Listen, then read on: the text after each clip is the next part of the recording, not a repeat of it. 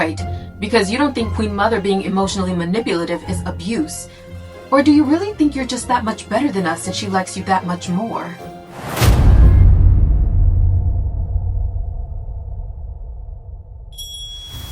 Aaliyah Zealous.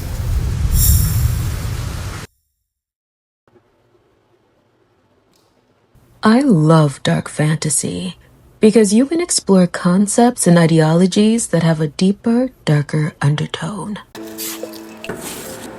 I love turning the dark from something you're afraid of to something you embrace and accept. Something you swathe yourself in because you now have a deeper understanding of the world, of yourself.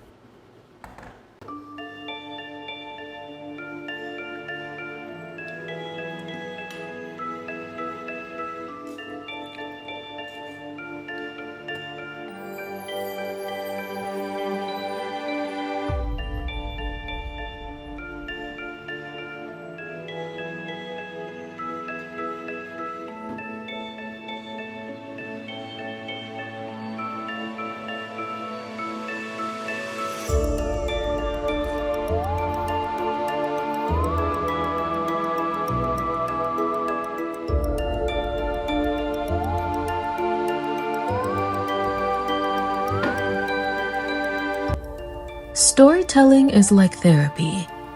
You weave emotions, characters, and concepts into a cohesive tale. A tale that helps you analyze and explore the ideologies you may not be able to fully process in your everyday life.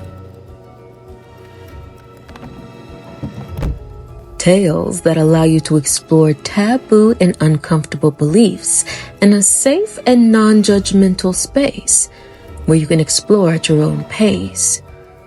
I like recording my own audiobooks because I get to be the gentle guide. The reader can experience the story the way I intended.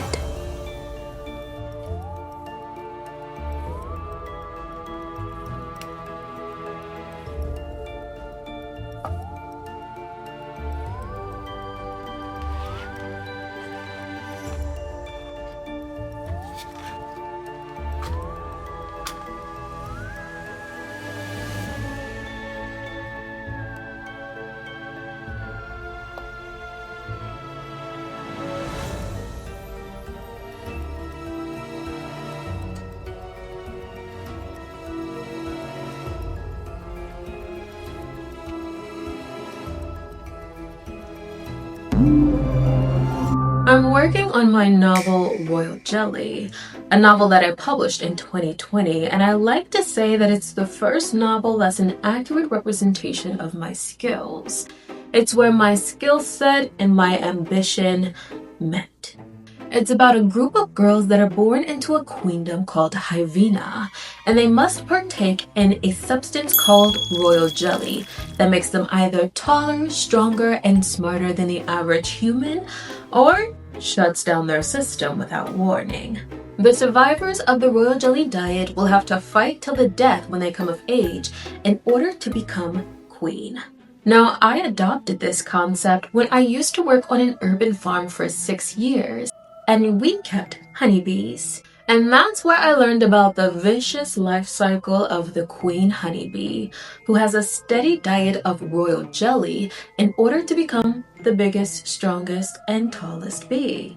But there are actually multiple queen bees born into a hive, and when they hatch, they must fight to the death in order to become the only queen bee.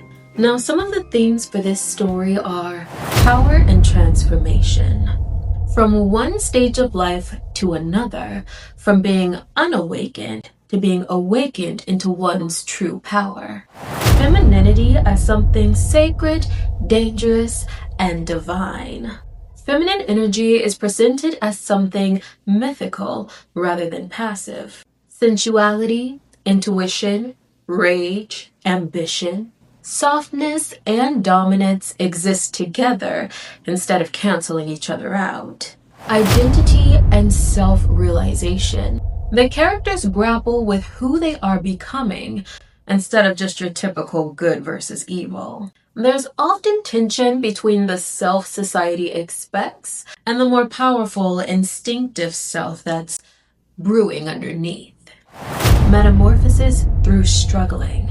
I'm not interested in shallow empowerment. Transformation often comes through grief, hunger, obsession, betrayal, sacrifice, or emotional intensity. Legacy and inheritance.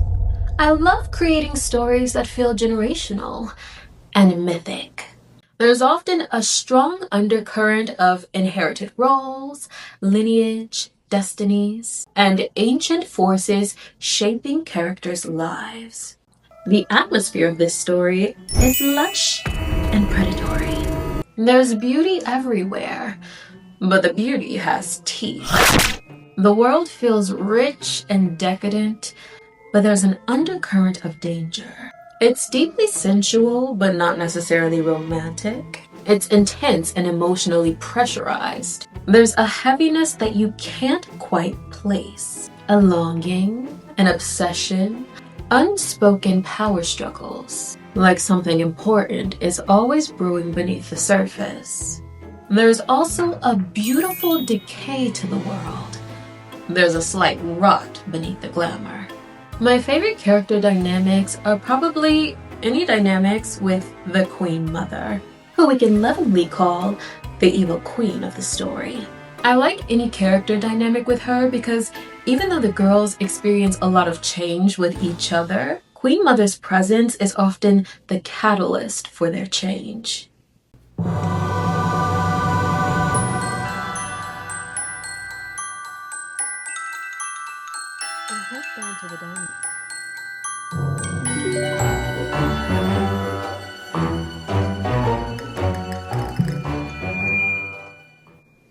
I was meeting with Queen Mother, I say, taking a bite of my biscuit. The sweet jelly sticks to my top lip as everyone suddenly goes quiet. I peer through my lashes at my sisters, looking across the table at each other.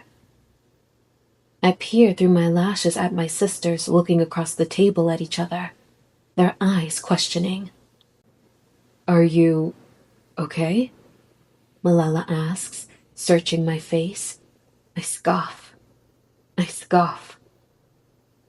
Of course I am. Of course I am.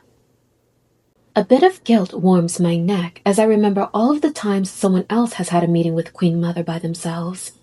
They were rarely pleasant. Wow. Sorry for bothering you then, Your Highness. She sneers, fake bowing in her chair. Okay, you two. Aideen massages her temples with the pads of her fingers. That's enough. Malala looks across the table at me, putting down her napkin and fork. Then glances over her shoulder to make sure no servants were hovering nearby, and spoke softly. Tempest, I know Queen Mother can be mesmerizing and charming, but we just want you to be careful. I grimace, feeling like she slapped me with the disrespect she's spewing. Watch what you're implying about our Queen Mother.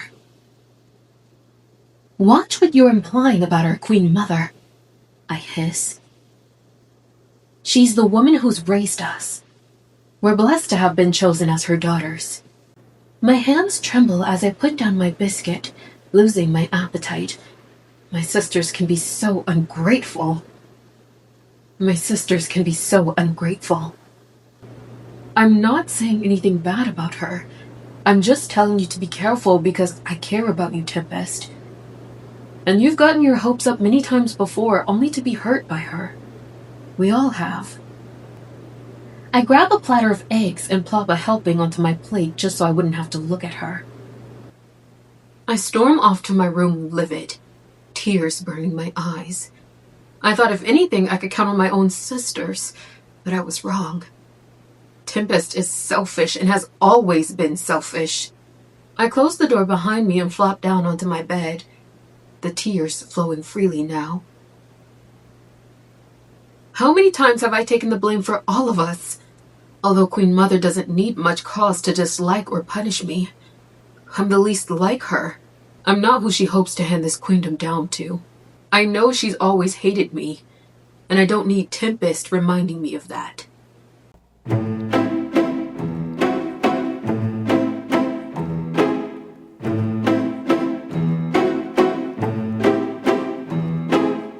I love fantasy and creating worlds. It feels like I'm tapping into a god energy. You know, as a Sagittarius, it feels like there's a part of me that's insatiable. And there's a part of me that wants to consume everything. Whenever I'm learning something new, I want to consume all of the knowledge and the beauty of it right then and there. There's a part of me that just wants to be fully immersed in something meaningful. And creating allows me to indulge in those feelings. And then writing in fiction and fantasy makes that creation feel limitless. Rather, I'm learning about an ancient disease, or I'm obsessed with a color that's only perceptible by certain animals, to exploring certain states of humans and learning why it is that they do what they do. Writing fiction feels like I can just take a conglomerate of what it is that I'm interested in at that time and focus it into one medium. Concentrate them into one place and flip them and explore them and turn them inside out until my heart's content. Hey, relax. And I think as humans, because we all on some level crave a sense of connection with someone, being able to share my stories and have people engage with them and hearing their thoughts about it just really feels like such an intimate connection to me. And people don't even have to say much. They can say that they read the first few pages and it wasn't their thing, and I'd be like, you read my shit? Growing up in a strict religious household, the one thing that was off limits was my creativity. It's like I found a free way to messily, chaotically, rebelliously, and deeply express myself. And I love having that type of freedom. You too, don't you, honey bunny? Yes, we do. Ow! Hey, you ain't got that type of freedom.